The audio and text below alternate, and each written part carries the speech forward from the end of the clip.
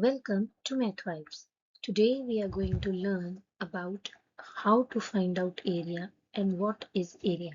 Okay, we will learn to find out the area of these type of figures. So if your parents want to put new carpet in your room, how will they know how much carpet to buy? अगर उन्होंने carpet बिछाना हो आपके कमरे में या tiles लगानी हो उनको कैसे पता चलेगा कि कितनी डिमेंशंस का कितनी मेजरमेंट्स का कारपेट चाहिए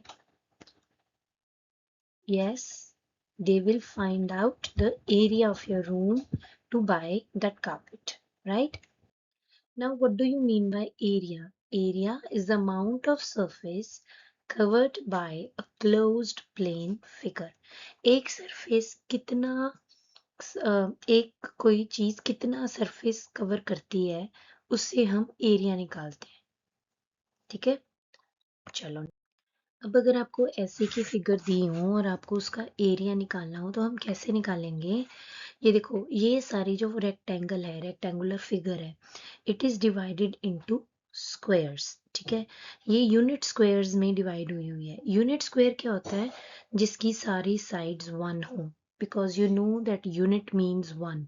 ठीक है जिसकी सारी साइड्स वन हो तो अगर ऐसे की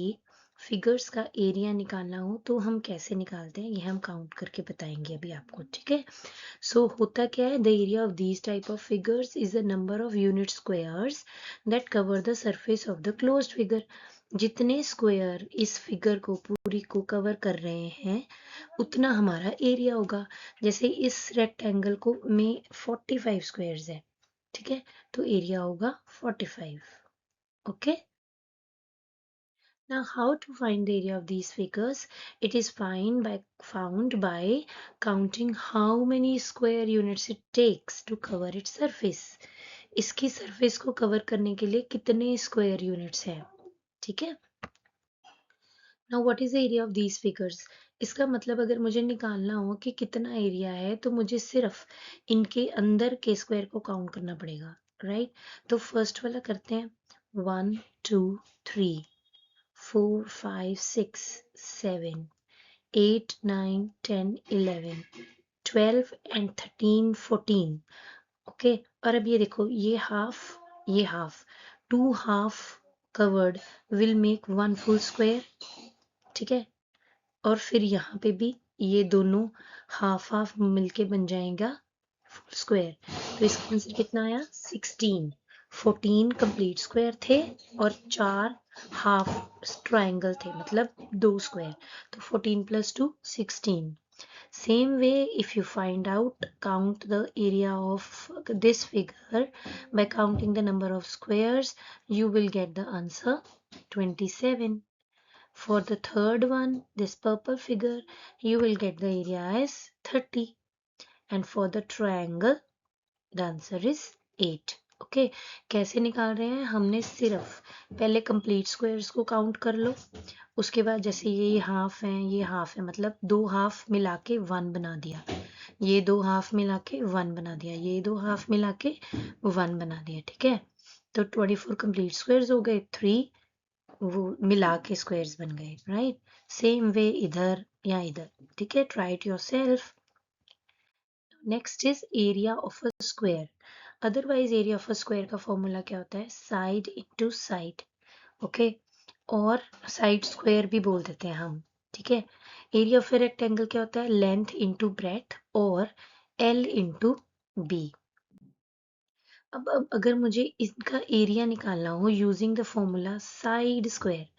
वो जो हमने पहले निकाला है वो हम सिंपल टेक्निक अपना रहे हैं कि counting the number of unit square but कई बार ऐसे प्लेन भी तो होती है ना जहाँ पे यूनिट स्क्वायर होते ही नहीं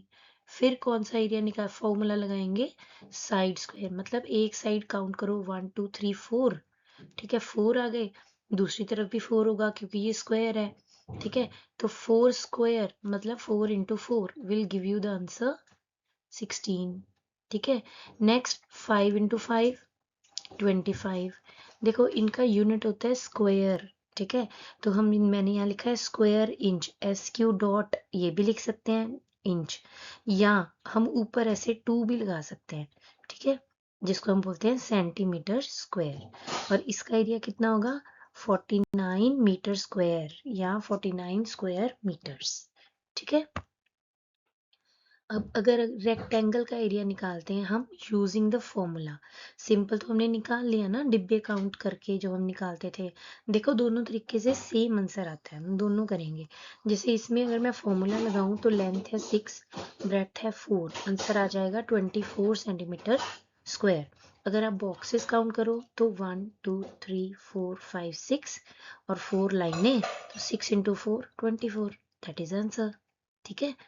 so both ways answer will be same, so 24. next answer क्या होगा 7 × 11 77 square inches, 20 × 7 140 millimeter square, right? So this was about how to find out the area of rectangle and square. Hope you have learned. See you in the next video. Bye bye, take care and happy learning, and don't forget to click on the subscribe button.